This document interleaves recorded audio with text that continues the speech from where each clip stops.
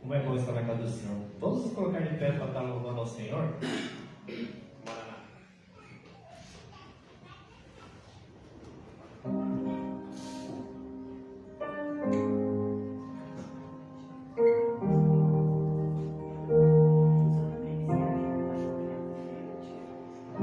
Tu és a minha luz, a minha salvação, e a ti me renderei. Se ao teu lado estou, seguro em tuas mãos, eu nada temerei.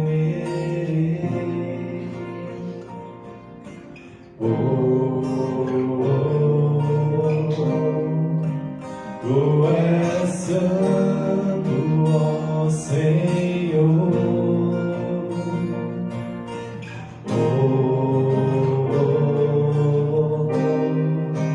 Tu és digno de louvor. Só em ti confiarei, eu nada temerei. Em frente eu irei, pois eu sei que vivo estás, e um dia voltarás do céu pra nos buscar, pra sempre reinarás. Aleluia.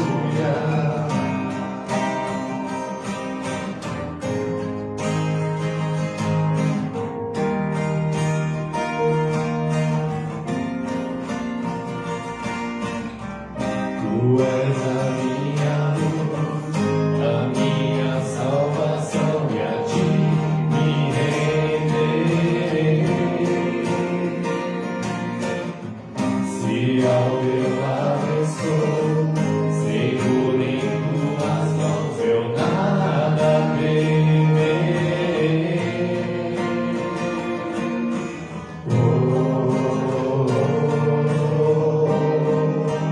Tu és santo, ó Senhor.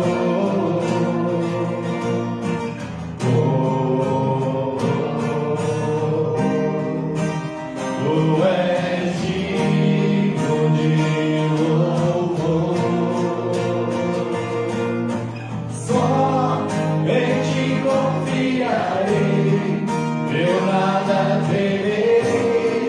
Em frente eu irei, pois eu sei que vivo estás, e um dia voltarás do céu pra nos buscar, pra sempre reinarás. Aleluia. Só em ti confiarei, eu nada temerei. Em frente eu irei, pois eu sei que vivo estás, e um dia voltarás do céu pra nos buscar, pra sempre reinarás. Aleluia.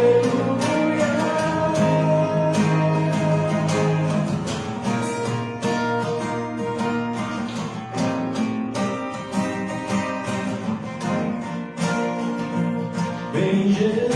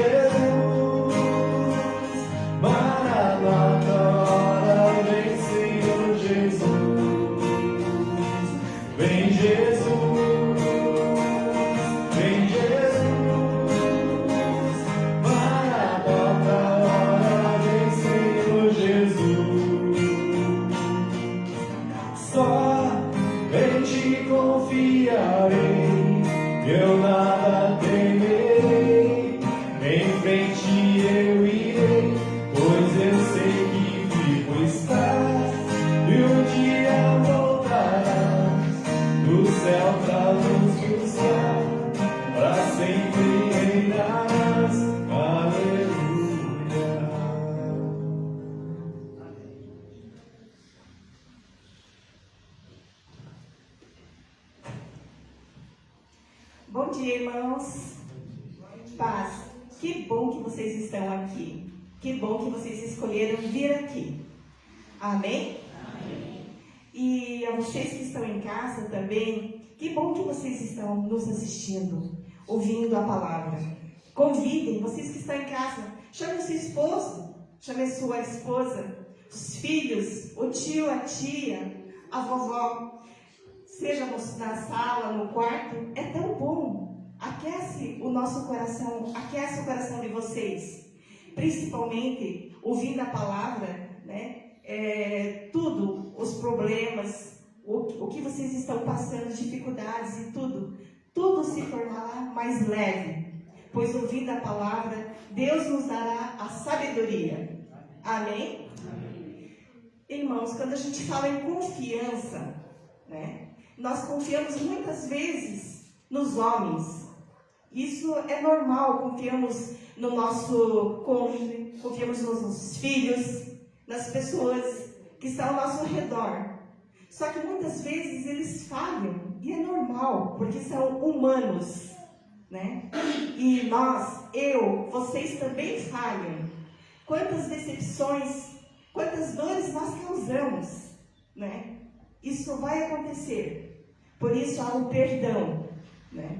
Não para a gente continuar com os nossos erros, mas aprendermos, ouvindo a palavra, para cometer menos erros, aos poucos, e chegando ao nível que a gente vai falar assim, não vamos mais cometer, né? E se cometermos, né, pedirmos perdão e sabedoria do alto, não dos homens, porque nós falhamos, e falhamos constantemente, mas Deus não falha, não falha. Muitas vezes a gente não consegue as coisas, não no nosso tempo, mas Deus sabe o que nós precisamos, e no tempo dele. Por isso, irmãos, vamos confiar. Amém? Amém.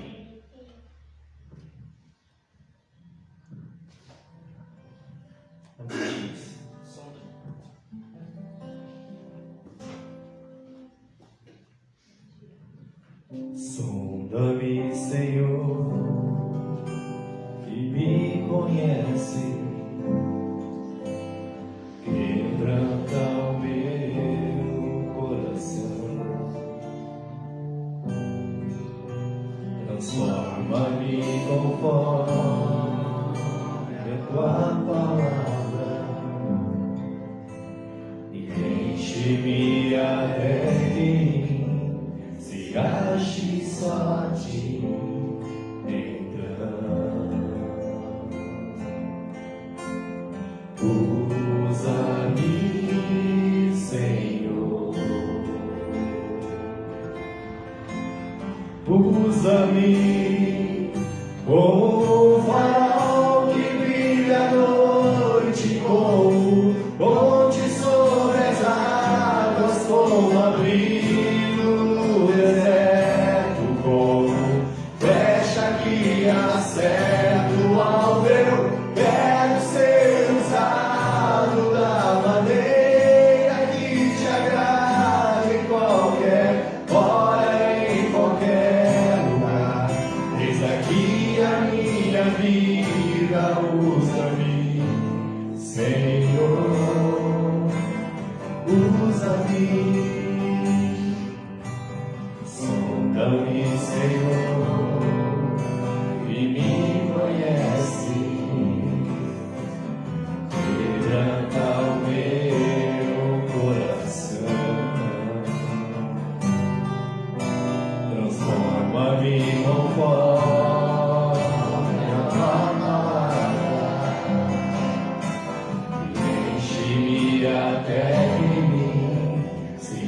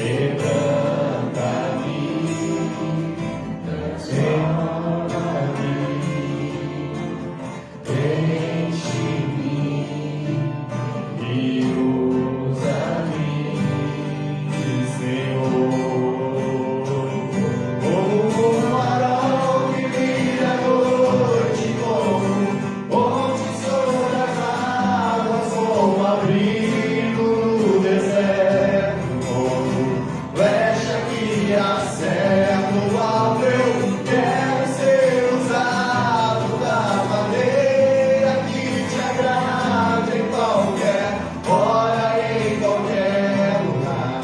Eis aqui a minha vida, usa-me, Senhor, usa-me.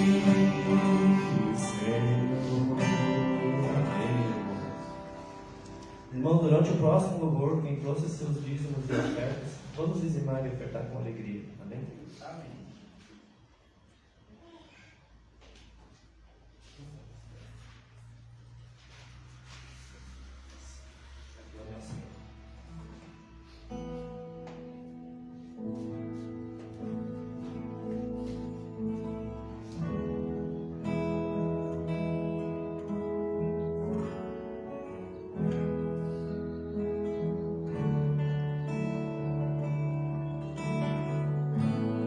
Meu Jesus,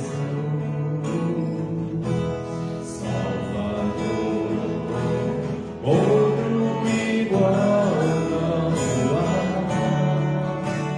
Todos os dias quero louvar as maravilhas de teu amor. Consolo, alívio, força e refúgio é o Senhor, com todo o meu ser, com tudo que sou, sempre te adorarei.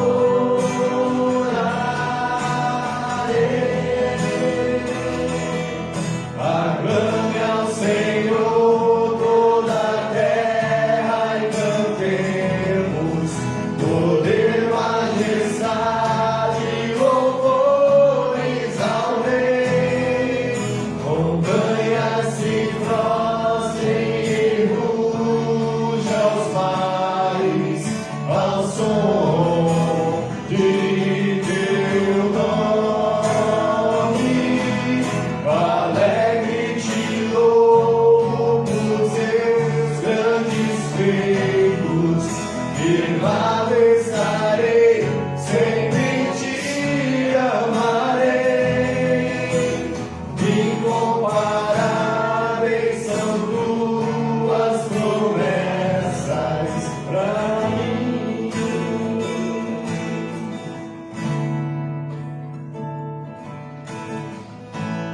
Meu Jesus,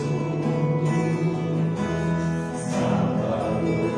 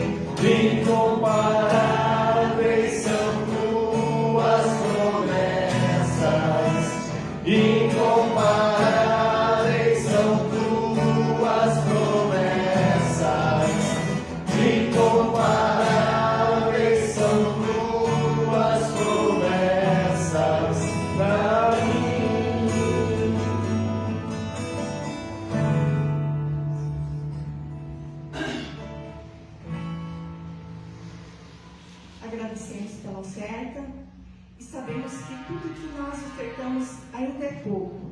Por isso nós ofertamos a nossa vida, o nosso amor, o nosso louvor. E tudo que há no nosso coração é pouco, Senhor. É pouco por tudo que o Senhor tem feito na nossa vida. Irmãos, eu estava observando no início do culto a filhinha do Mateus. É criança. A hora que começou o louvor, ela levantou a mãozinha assim. É pequenininha. Na verdade é um bebezinho ainda, né? Mas vocês vejam o quão puro é o coração de uma criança. E nós precisamos, o nosso coração precisa esvaziar muitas vezes de tantos problemas e tantas mágoas, né? E voltar a ter um coração puro que nem o de uma criança, né? Se a gente fizer isso, muitas coisas boas entrarão no nosso coração e sairão aquelas mágoas, as coisas que vão ficando, vão acumulando. E precisamos nos esvaziar, né? E colocar coisas boas. E nós conseguimos através do quê? De ouvir a palavra, de estarmos aqui reunidos, de ouvirmos a live, de estarmos com pessoas que possam nos auxiliar, né? Nas nossas dúvidas e principalmente a palavra verdadeira, que é somente na Bíblia. Amém, irmãos? Amém. Graças e paz, irmãos, amém? Nós vamos cantar uma última canção antes de passar para a mensagem. E a gente falou algumas coisas sobre confiança. E a gente vai cantar que os que confiam no Senhor são como os montes de Sião que não se abalam.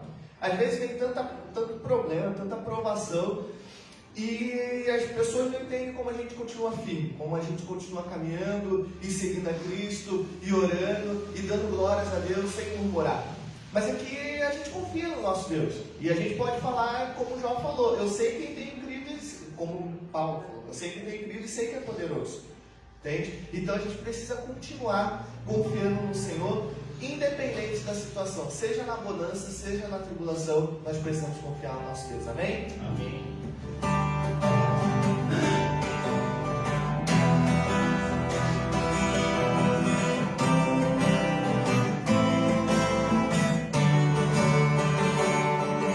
Os que confiam no Senhor são como os montes de Sião, que não se abalam, mas permanecem para sempre. E cobrem porta de Jerusalém, e são os montes, assim é o Senhor, em volta do seu povo. Autoridade e poder, o domínio em suas mãos, pois o Senhor é Deus, o Senhor é Rei dos povos. Calem-se diante dele a terra, dobre os joelhos e ergam as mãos, pois o Senhor é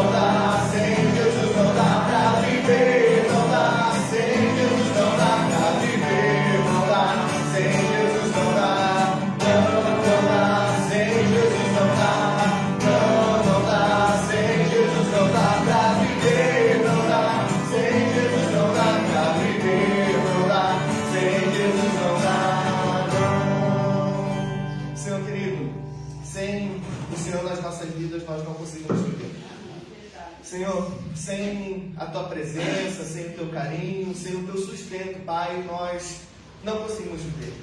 Queremos pedir, Pai amado, que o Senhor esteja conosco, Pai, a cada momento. Não nos abandone, Pai. Não nos permita que a gente se afaste de Ti, Pai. Por favor.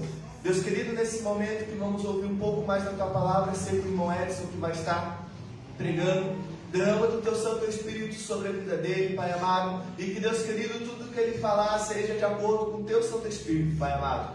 Deus querido, que os nossos corações, os nossos ouvidos possam estar atentos e abertos, Paizinho querido, para aprender mais da Tua palavra. E Deus amado, que o nosso coração possa ser convertido a Ti a cada momento, para que possamos colocar a Tua palavra em prática. Também queremos Te pedir, Paizinho querido, pelas crianças que vão estar tendo o seu momento. Deus amado, ser com a professora que vai estar ali com eles, Pai, que eles possam aprender a Tua palavra. E Deus querido, que a Tua palavra possa, Senhor, ser como uma semente em terra fértil no coração dessas crianças, Pai amado. Que eles possam frutificar, Pai amado. E que a partir da vida deles e através da vida deles, outras vidas sejam transformadas, Paizinho querido. Deus querido, ser com as crianças da nossa igreja, Pai amado. Fortifique-as, Pai amado, na fé. Fortifique-as, Paizinho querido, na Tua palavra, Pai amado. E que elas possam, Pai amado, ser pessoas, Paizinho querido, que estejam ativas na Tua igreja, Pai, porque elas não são a igreja de amanhã, elas não são futuras, elas são presente, Pai amado. E assim como a Lorena hoje testemunhou da Tua graça, Pai, com um simples gesto, Pai amado, que essas crianças possam transformar outras vidas, Pai, de crianças, de adultos, de velhos, Paizinho querido, porque o Senhor usa quem o Senhor quiser, Pai amado. Seja com essas crianças, capacita a professora, Pai amado, e que, Senhor querido, a Tua igreja possa crescer, Paizinho querido, a 100 por 1, Pai, frutificando, Paizinho querido, e transformando essa cidade na Tua graça, Paizinho querido, e no Teu nome. Em nome de Jesus, amém.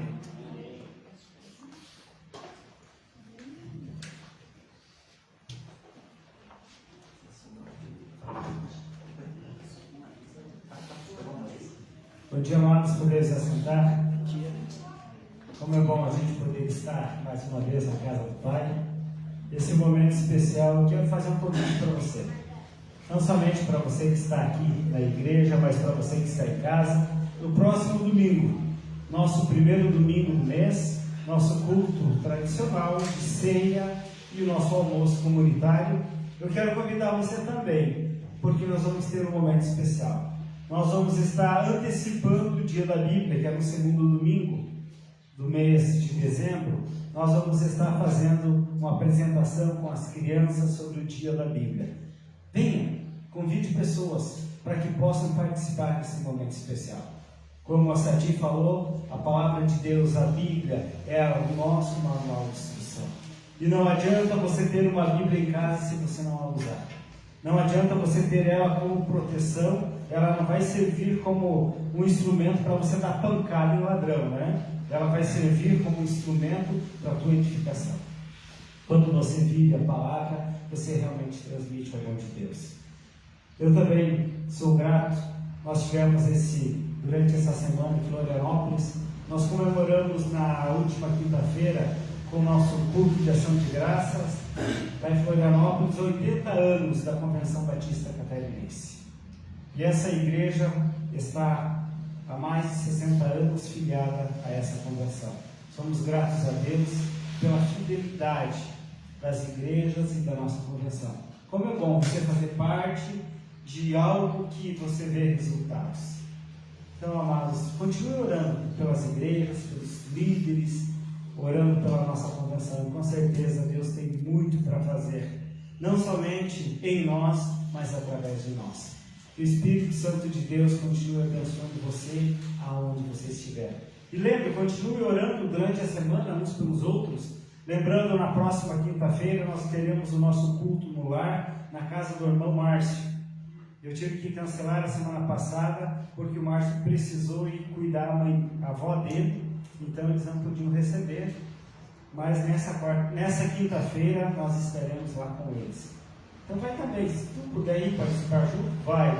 E se candidate para a próxima quinta. Nós estamos esperando alguém que se candidate para a gente fazer esse culto na sua casa. Que Deus abençoe você e a tua família. E pelo Edson já foi orado, então que Deus continue te abençoando. Bem, bom dia, igreja.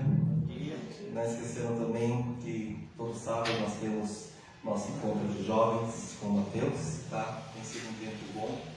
Você que é jovem, tá? Você que se sente jovem, você é convidado a participar aqui. Então, todo sábado, tá? Meninas, 7 horas, vem participar com a gente. Vai ser um momento bom aqui.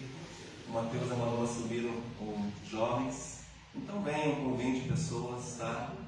Que é um momento assim para nós, para vocês jovens aprenderem muito. Depois sempre tem um momentinho de confraternização que é muito bom, amém? Hoje nós vamos falar, o título de hoje é Segurança, tá? Então já queria começar perguntando para vocês, como vocês chegaram hoje à igreja? Vocês saíram seguros de casa, com um sentimento de segurança? Como está o teu coração em relação ao que está acontecendo no nosso Brasil, o que está acontecendo ao redor? Você acorda ou você fica pensando, o que será o amanhã? Será que vai dar? Será que vai faltar? Teve um conhecido que falou para nós, para mim usar vocês também, porque se acontecer alguma coisa no Brasil aqui, vocês podem correr para o Japão. Será que é assim? Não é assim. Japão também, ali sempre tem risco de terremoto, tsunami, risco de guerra, Coreia do Norte lançando mísseis. As pessoas que estão lá talvez pensem a mesma coisa. Será que não vai estourar uma guerra? Será que não vai vir um próximo terremoto que vai acabar com tudo? Aonde você está? Será que você está realmente seguro? Como está o teu coração? Aí muitos ficam, mas a política, mas isso e aquilo. Mas a pergunta que eu faço para você, como cristão, como está teu coração? Você está seguro? Ou você está aflito? Então, com o título relacionado sobre segurança, nós vamos então estudar um pouquinho o Evangelho de João. Mas antes de entrarmos no texto, eu queria falar um pouquinho do Evangelho de João, tá? Como introdução. O Evangelho de João pode ser considerado o ponto mais alto da revelação divina. A sua mensagem, a mensagem do Evangelho de João, tem sido um instrumento poderoso nas mãos de Deus para alcançar multidões à salvação. Esse Evangelho foi escrito mais ou menos no final do 1º século, depois que os demais apóstolos já tinham morrido por meio do martírio. Tá? Depois que os evangelhos sinóticos, depois de 40 anos, os evangelhos sinóticos circulavam pelas igrejas. O que são os evangelhos sinóticos? Mateus, Marcos, Lucas. Mateus apresentou Jesus como rei. Marcos apresentou Jesus como servo. Lucas apresenta Jesus como homem perfeito. Mas João, por sua vez, apresenta Jesus como Deus. Apresenta Jesus como Deus. Os 3 primeiros evangelhos, então, são chamados evangelhos sinóticos, porque tem grandes semelhanças entre si. Vocês vão ver as mesmas passagens, com diferentes, dependendo olhares. Mas João, porém, ele se distingue. Ele é um pouquinho diferente dos demais em conteúdo, estilo e propósito. Mateus escreveu principalmente para os seus receptores, que são os judeus. Lucas escreveu especialmente para os gregos. Já o Evangelho de João é endereçado ao público em geral, aos judeus e aos gentios. Aos judeus, então, é para todos, em geral. João escreveu esse Evangelho da cidade de Éfeso, capital da Ásia Menor, onde morou por longos anos, pastoreou, foi pastor da maior igreja gentílica da época, liderou todas as igrejas da região e morreu em idade avançada, na velhice. Então foi o único apóstolo que não morreu por martírio, morreu em idade avançada, nos dias do imperador Trajano. Qual é o propósito do Evangelho de João? O propósito específico é apresentar Jesus como o Verbo divino que se fez carne, o Criador do universo, revelador do Pai, o Salvador do mundo, por meio de quem recebemos pela fé a salvação. E é nesse livro que nós vamos meditar hoje. Lá no texto de João, capítulo 17, nós vamos ler do verso 6 ao 14. 6 ao 14. 17, isso. Diz assim a palavra do Senhor: Eu revelei teu nome, aqueles que do mundo me deste, eles eram teus. Tu o destes a mim, e eles têm obedecido a tua palavra. Agora eles sabem que tudo o que me deste vem de ti, pois eu lhes transmiti as palavras que me deste, e eles aceitaram. Eles reconheceram de fato que vim de ti e creram que me enviaste. Eu rogo por eles, não estou rogando pelo mundo, mas por aqueles que me deste, pois são teus. Tudo que tenho é teu, e tudo que tens é meu, e eu tenho sido glorificado por meio deles. Não ficarei mais no mundo, mas eles ainda estão no mundo, e eu vou para ti. Pai Santo, protege-os em teu nome, o nome que me deste para que seja um, assim como somos um. Enquanto estava com eles, eu os protegi, eu os guardei, no nome que me deste. Nenhum deles se perdeu, a não ser aquele que estava destinado à perdição, para que se cumprisse a Escritura. Agora vou para ti, mas digo estas coisas, enquanto ainda estou no mundo, para que eles tenham a plenitude da minha alegria. Dê-lhes a tua palavra, e o mundo os odiou, pois eles não são do mundo, como eu também não sou. Vamos orar mais uma vez? Obrigado, Pai. Esta é a tua palavra, Senhor. Reconhecemos a nossa dependência, Senhor. Vivemos num mundo inseguro, pois eu te peço, Senhor, que através da tua palavra nos dá a tua segurança, Senhor, para que possamos confiar mais e mais em ti, Senhor. Assim eu oro em nome de Jesus. Amém. Quero destacar então 3 verdades no texto ao qual nós lemos hoje. A primeira verdade que nós temos que entender, compreender, é que a nossa segurança não está no mundo. A nossa segurança está fundamentada na eleição, na escolha do Pai. Então, a primeira verdade, a nossa segurança está fundamentada na eleição do Pai. Não fomos eu e você, não fomos nós que escolhemos, que encontramos Deus. Vou caminhar um pouquinho para encontrar Deus. Eu vou meditar um pouquinho para encontrar Deus. Não fomos nós que encontramos Deus primeiramente. Foi Deus que nos encontrou. Não fomos nós que inicialmente amamos a Deus. Eu não escolhi amar a Deus. E você com certeza também não. Você pode ensinar os seus pequenos a amar a Deus. Mas quem nos amou primeiro foi Deus. Deus nos amou primeiro. Não fomos nós que escolhemos a Deus. Foi Deus que nos escolheu. Não fomos nós que chegamos a Cristo. Foi Cristo que nos levou ao Pai. Preste atenção. A minha segurança, a sua segurança, ela não está fundamentada no teu caráter. A minha segurança não está fundamentada no meu caráter, no que eu faço, nas suas obras, que aparentam ser boas. A nossa segurança não está nisso. A nossa segurança está no caráter de Deus. Está na obra perfeita de Cristo. É ali que está a nossa segurança. Por quê? É Deus que nos guarda, é Deus que nos livra, Ele que nos salva, Ele que nos conduz ao céu. É Deus que faz isso. Não sou eu. Eu sou apenas um instrumento do Pai. Jesus deixou claro que aqueles que o Pai lhe dá, esses é que vêm a Ele. E aqueles que vêm a Ele, de maneira alguma o lançará fora. Lá em João 9, capítulo 6, nós vamos ler do 37 ao 40.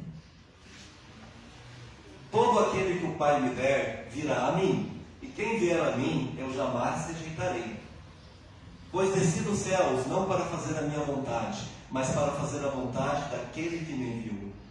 E esta é a vontade daquele que me enviou, que eu não perca nenhum dos que Ele me deu, mas os ressuscite no último dia. Amém? A nossa segurança, preste atenção, não está no mundo, não está nas pessoas, mas está em Deus, porque foi Deus quem nos escolheu. E a segunda verdade é que a nossa segurança, ela está baseada no cuidado de Cristo. Eu não posso pensar que a minha segurança está baseada nos governantes, nos políticos. Minha segurança não está baseada no prefeito, no governador. Se fosse assim, então nós estaríamos no paraíso, certo? Se fosse assim, vocês não estariam aflitos. Estariam? Olha como está o mundo. Um tempo atrás, a Ucrânia, as pessoas com certeza haviam cristãos ali, igrejas, estavam como nós, acordando no domingo de manhã pensando: será que eu vou para a igreja? Ah, mas hoje acho que eu não vou. Estou cansado, está chovendo, vou deixar para depois. Mas de repente estoura uma guerra. Eles perdem tudo. A sua segurança, seus lares, seu conforto, sua conta, seu carro do ano. Estão passando fome. Estão com medo todos os dias. Se amanhã vai ter mais um dia. Isso não é segurança. Mas aqueles que são realmente de Cristo, mesmo em meio às guerras, eles estão seguros. Pois estão seguros da sua salvação. Independente do que eles possam passar. Então a segunda verdade que eu quero passar para você. A nossa segurança está no cuidado de Cristo. A minha segurança, a sua segurança está no cuidado de Cristo.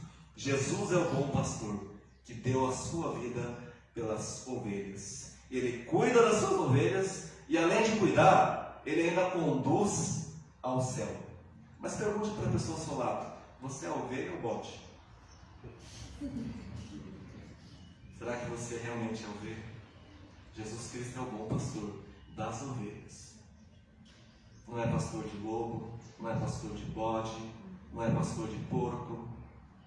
Ele é pastor das ovelhas. Se realmente nós somos as ovelhas de Cristo, então nós estamos seguros. Jesus guardou e protegeu seus discípulos, e nenhum deles se perdeu, exceto, como nós vemos, o filho da perdição. Mas a pergunta é, se Jesus é Deus, se Ele tem todo o poder, se Deus tem onisciência, onipotência, por que Jesus não guardou Judas? Se Judas era dos 12. Já fizeram essa pergunta? Simples motivo. A resposta é, Judas nunca pertenceu a Cristo. Judas nunca foi ovelha. Por isso que Jesus não guardou Judas. Jesus guardou fielmente todos o que o Pai lhe deu, mas Jesus nunca lhe foi dado, Judas nunca lhe foi dado pelo Pai. Judas não era ovelha. Judas não cria em Cristo, não acreditava em Cristo. Isso está lá em João, no capítulo 6, nós vamos no verso 64 ao 71. Contudo, há alguns de vocês que não creem, pois Jesus sabia desde o princípio quais deles não criam e quem o iria trair. E prosseguiu, é por isso que eu disse a vocês que ninguém pode vir a mim, a não ser que isso lhe seja dado pelo Pai. Daquela hora em diante, muitos dos seus discípulos voltaram atrás e deixaram de segui-lo. Jesus perguntou aos 12, vocês também não querem ir? Simão Pedro lhe respondeu, Senhor, para quem iremos? Tu tens as palavras de vida eterna. Nós cremos e sabemos que és o Santo de Deus. Então Jesus respondeu, não fui eu que os escolhi, os 12, todavia um de vocês é o diabo. Um de vocês é o diabo. Um de vocês é o diabo. Esse era Judas. Judas não é de maneira alguma um exemplo de um cristão que perdeu a salvação. Então não é aquele exemplo que você vê, aquele membro bonitinho na igreja, vem todo domingo, participa de tudo, está com o pastor, e de repente sobe da igreja. E de repente você vê ele afundado no lamaçal, mas afundado mesmo. Judas não é o exemplo de que aquela pessoa era salva e perdeu a salvação. Não se trata disso. Judas antes, ele é um exemplo de uma pessoa que estava fingindo ser salvo. Era uma pessoa que estava fingindo ser uma ovelha. E sabe o que aconteceu no final? Ele foi desmascarado. Nós podemos usar máscaras por um certo tempo, mas a máscara não faz parte de você. Um dia ela vai cair, e aí a verdadeira face vai ser revelada. Foi o que aconteceu com Judas. Ele é um exemplo de uma pessoa que fingia ser um cristão, mas no final ele foi desmascarado. E uma advertência para mim, para vocês: não brinque de ser cristão. Tem pessoas que parecem que brincam de ser cristão, acham que está na moda ser evangélico hoje, porque igrejas evangélicas parecem que estão bombando, e as pessoas falam, eu sou cristão, mas tem apenas um rótulo. Está brincando? Cuidado. Sabe por quê? Jesus já sabia de Judas, como nós lemos. Jesus sabia que ele era o traidor, ele era o filho do diabo. Deus sabe de todas as coisas. Diga para a pessoa ao seu lado: Deus sabe de tudo. Deus sabe de tudo. Mas, se você de fato é um verdadeiro cristão e você não está fingindo, então eu tenho uma ótima notícia para te dar. Se você de fato é um verdadeiro cristão, você tem uma notícia boa para você levar para casa, compartilhar. Se Jesus pôde guardar e proteger seus discípulos naquele corpo fraco, em seu corpo humilhado, quanto mais agora no seu corpo de glória. Imagine se Jesus, quando esteve aqui na terra, num corpo humano como o seu, cheio de debilidades, ele pôde guardar os seus discípulos, muito mais agora no corpo de glória. Se ele pôde guardar seus discípulos enquanto viveu na terra, quanto mais agora que ele está nos céus, à destra do Pai, ele pode com certeza muito mais. Amém? Então a segunda verdade que você tem que guardar: a nossa segurança está onde? Em Cristo. Porque Ele é o bom pastor. Ele guarda as suas ovelhas. As suas ovelhas. Amém? E a terceira verdade, a última verdade que eu quero passar para vocês desse texto, é que a nossa segurança também está baseada, sabe no quê? Na intercessão de Cristo. A nossa segurança está baseada num grande intercessor. Cristo intercede por nós, por você. Sabe o que é interessante? Cristo orou pelos discípulos, mas o texto diz que Cristo tinha orado por mim e por você. Passado mais de 2000 anos, Cristo já orou por você. Você já parou para pensar isso? O Deus do universo, Criador do céu e da terra, Ele orou por você? Ele se preocupou com você? Não, João, capítulo 17, dando continuidade no 15 ao 20. Não rogo que os tires do mundo, mas que os protejas do maligno. Eles não são do mundo, como eu também não sou. Santifica-os na verdade, a tua palavra é verdade. Assim como me enviastes ao mundo, eu os enviei ao mundo. Em favor deles eu me santifico, para que também eles sejam santificados pela verdade. Minha oração não é apenas por eles, rogo também por aqueles que crerão em mim por meio da mensagem deles. Como o pastor disse, a Bíblia não é só enfeite. Essa é a mensagem arquivada, é uma mensagem viva. Nós somos salvos. A fé vem por ouvir, e ouvir a mensagem de Deus mediante a palavra de Cristo. Aí nós somos salvos.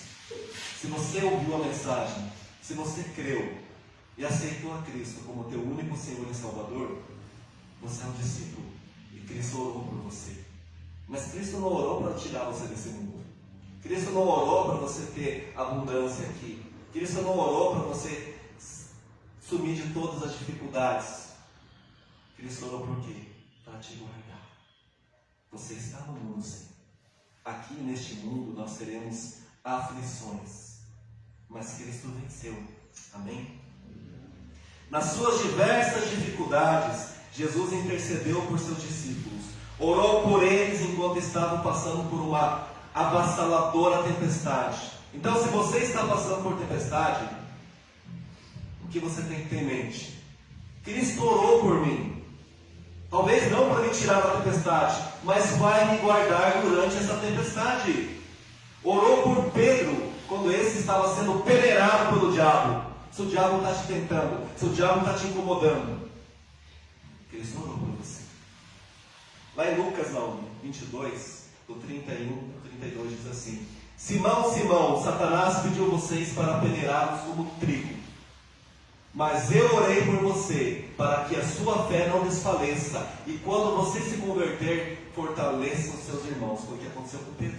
Ele oscilava, mas quando Pedro se converteu, o que aconteceu? Pedro foi um grande homem. Grande por quê? Porque era Deus agindo na vida dele. Então, se você, meu irmão, minha irmã, está passando por grandes tentações, Cristo orou para que a tua fé não desfaleça, para que você se levante, para que você creia, para que você se firme e não seja peneirado. Amém? Jesus também ora por eles antes de ir para o Getsemane.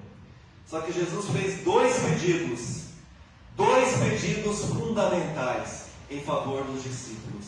Quais são esses dois pedidos? O primeiro pedido, que eles fossem guardados do mundo.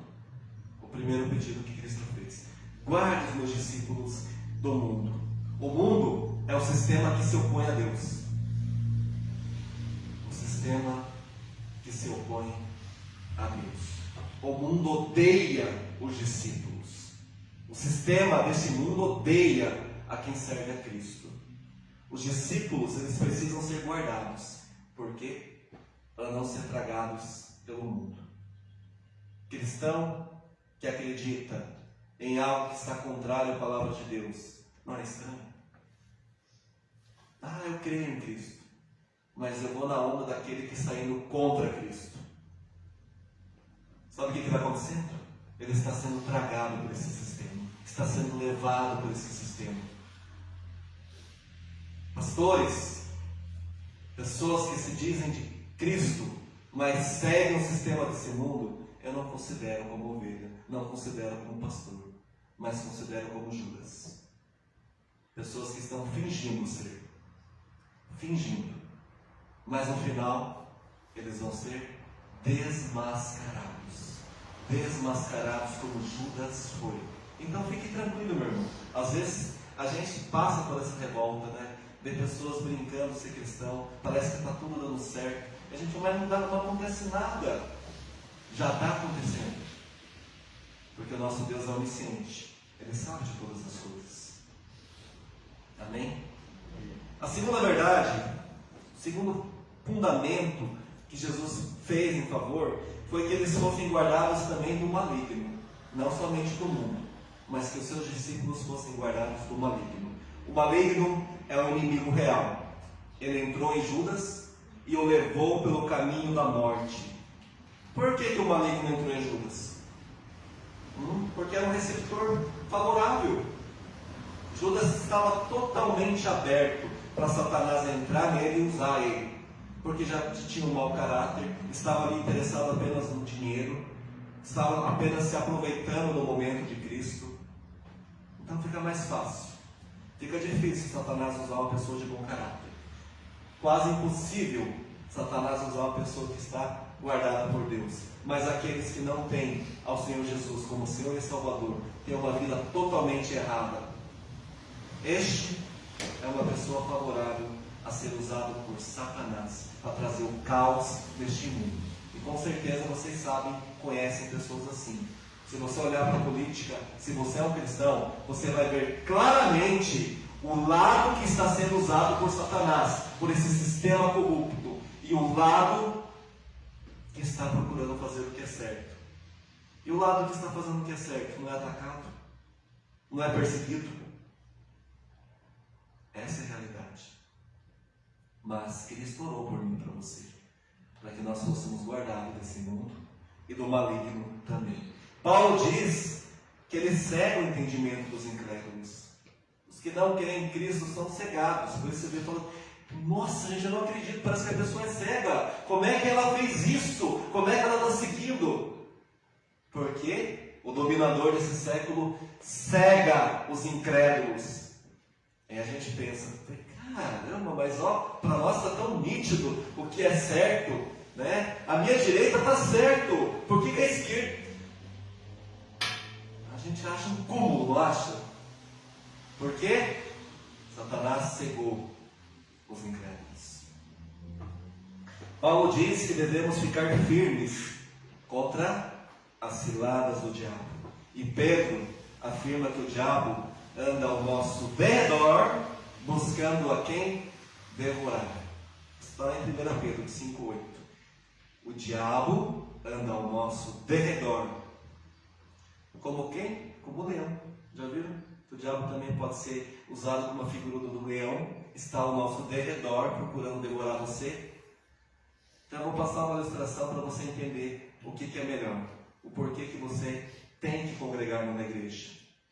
O leão é assim, ele tem as leoas, tá? E geralmente são as leoas que são a caça, em bando. E um dos adversários dos leões são os búfalos. São umas presas boas, porque é grande, tem bastante carne. Mas os búfalos, geralmente, eles andam em bando. E no bando dos búfalos tem os chefes ali que protegem, são os mais fortes. Os menores, os filhotes, andam no meio da manada, justamente para os búfalos protegerem.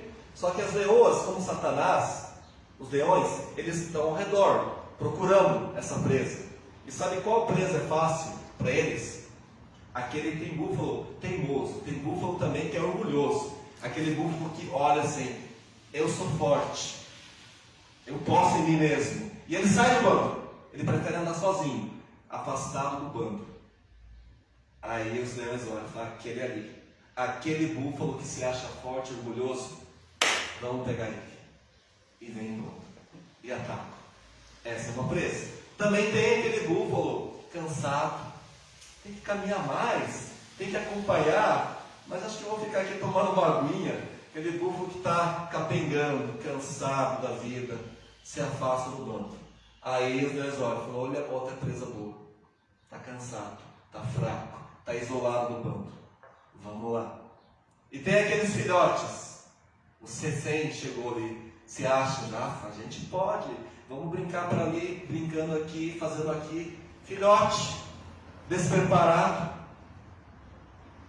outra presa fácil. E os leões vêm, devoram, matam, despedaçam. Quem é o primeiro exemplo que eu usei do búfalo orgulhoso? É aquele cristão que acha que pode congregar fora da igreja. Eu e minha casa aqui serviremos ao Senhor, não precisamos da igreja. Eu estou melhor sozinho porque na igreja eu não quero respeitar o pastor, não quero que aturar os irmãos. Eu com Deus, amém. Esse é o búfalo orgulhoso, sozinho. Sabe o que vai acontecer com ele? Vai ser tragado por esse mundo, vai ser devorado. E tem aquele outro búfalo que está cansado, com preguiça. Ah, vai ter algo na igreja? Ah, mas hoje não vai dar. Ah, mas não vai dar. O pastor chama para fazer algo. Ah, pastor, hoje eu tenho um compromisso. Ah, não vale mais a pena ir para a igreja, estou cansado. Essa vida dá tudo errado. Outra presa fácil. E tem os recém-convertidos, aqueles que estudaram a palavra. Opa, agora vai. Entendi tudo, já quero saber de tudo. Não preciso do pastor para me ensinar, não preciso dos jovens.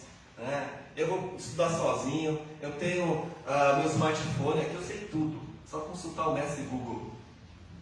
Sabe o que vai acontecer? Vai ser tragado por esse mundo. Qual a moral dessa história? Nós precisamos da igreja. Vocês têm que entender que isso aqui não é brincadeira. A Bíblia diz para nós congregarmos. Nós precisamos uns dos outros. Nós precisamos de um bom pastor. Nós precisamos de irmãos fortes na fé para que nos auxiliem, para não sermos tragados. Não seja teimoso. Não se acomode. Não se amolde aos padrões desse mundo. Seja diferente. Renove a tua mente na palavra de Deus. Nós estamos vivendo um tempo que as pessoas estão esfriando o seu amor. Nós vivemos um tempo que as pessoas não têm mais o mesmo empenho em ir para a igreja. Nós vivemos um tempo que as pessoas não dão valores para o homens e mulheres que se levantam para fazer a obra de Deus. Aí nós só vemos defeitos e falhas e não buscamos fazer a diferença.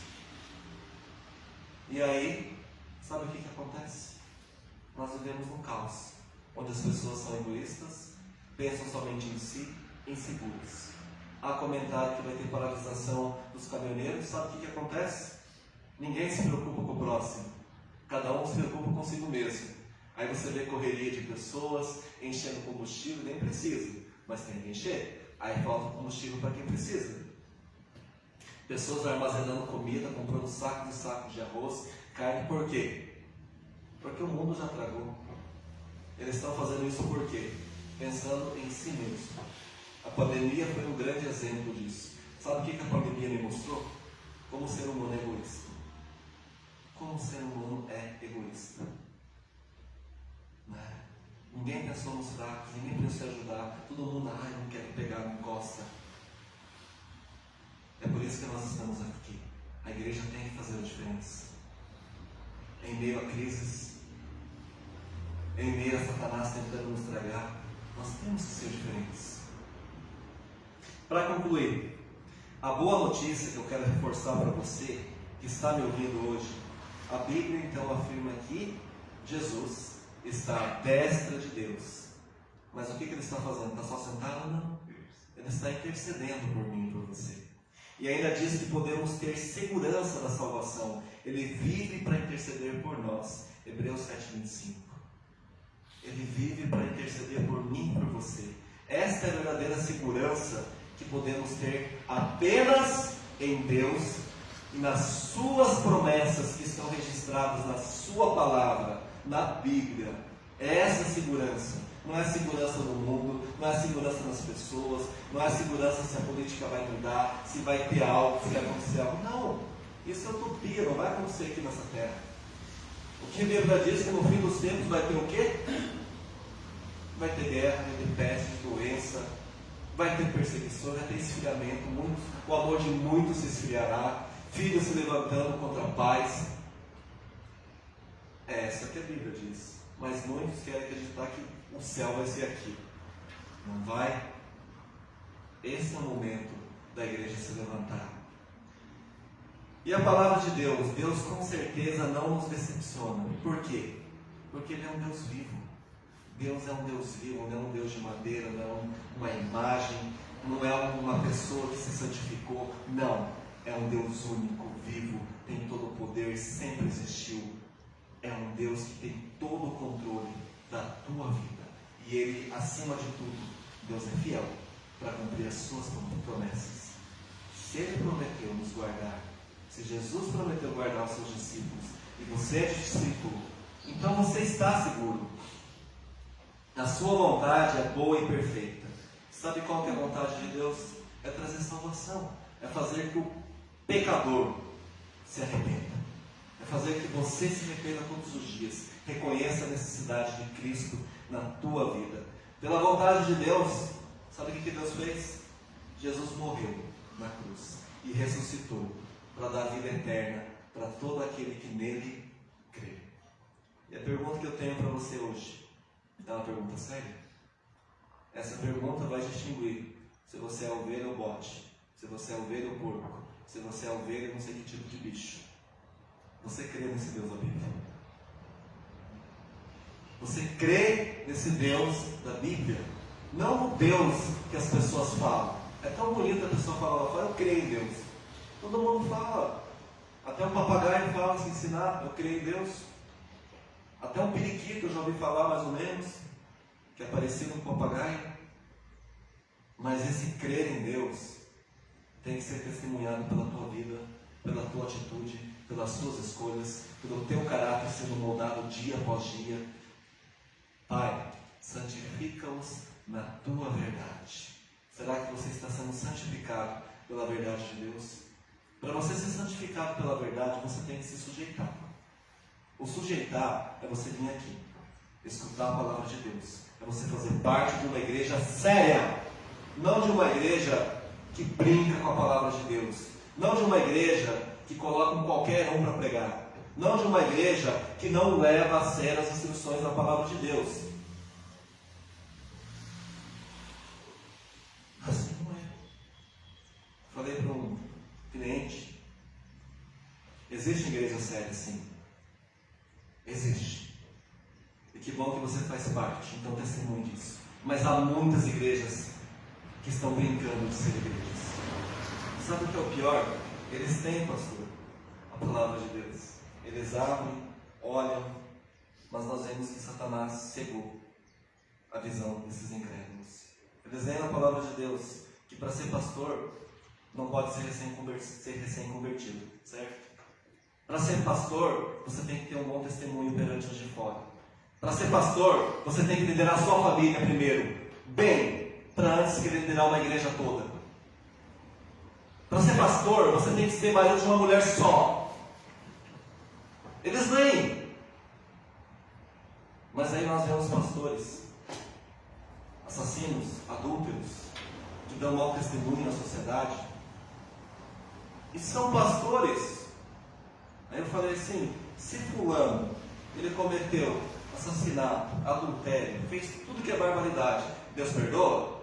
Perdoa, amém. Mas esses fazem um curso de teologia, algo assim, e daqui para frente são pastores. Não é à toa que o evangelho está sendo de chacota para os outros. Mas a igreja permite, os membros permitem, algo que não deveria ser permitido, porque a Bíblia é a nossa regra. Não é o que eu penso, não é o que você pensa, é a Bíblia que dita. O meu desejo aqui nessa terra é congregar numa igreja séria, onde tem um pastor que é marido de uma mulher só, onde ele tem o respeito na sociedade, onde os filhos estão sujeitos a ele, não perfeitos, mas são filhos tementes ao Senhor. Pastores que foram chamados desde a infância. Pastorado não é você escolher uma profissão, eu quero ser. Não é, você não quer, é Deus que escolhe. Essa é a diferença.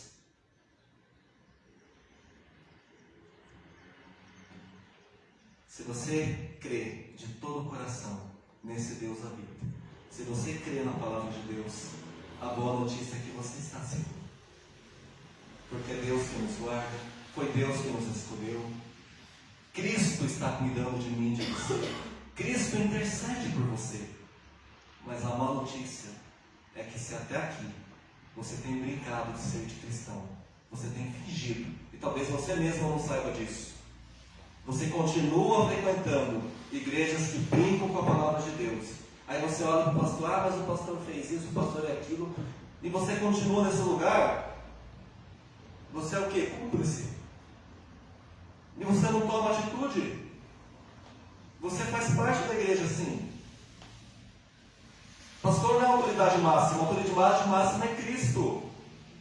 Se você não está contente nesse lugar, ore para que Deus faça a diferença, para que tire então. E se isso não acontecer, então ore para Deus te levar para um lugar sério, onde você possa falar com orgulho: eu congrego numa igreja séria, eu faço parte de uma igreja que realmente teme a palavra de Deus. Eu posso falar de boca cheia, o pastor dá bom testemunho, as pessoas falam bem dele. Isso não é bom? É bom, né, pastor? Tá. Eu falo com a alegria. Isso não é puxar o saco do meu pastor, mas vocês são testemunhas. Até o meu filho, de 18 anos, a maioria conhece o Eric. Ele fala do pastor. O pastor é diferente. Mas não é que ele é diferente. A primeira vez que ele conheceu o pastor que é pastor. Até então, coitado, conhecia muitos pastores que fugiam. Vale a pena, gente. A nossa segurança está em Deus, está em Cristo. E pode estar em nós também, que nós representamos a Cristo, sendo uma igreja verdadeira, uma igreja que teme a Deus, uma igreja que zela pela sua palavra. Amém? Vamos colocar de pé, e pedir para o pastor estar orando. Estar orando por aqueles que são realmente ovelhas, que continuem então no aprisco do Senhor. E aqueles que ainda falta alguma coisa, aqueles ainda que não tomaram a decisão, então eu vou pedir para o pastor orar, para que a palavra de Deus venha nos transformar, venha realmente fazer parte do rebanho do Senhor. Amém? Que Deus nos abençoe.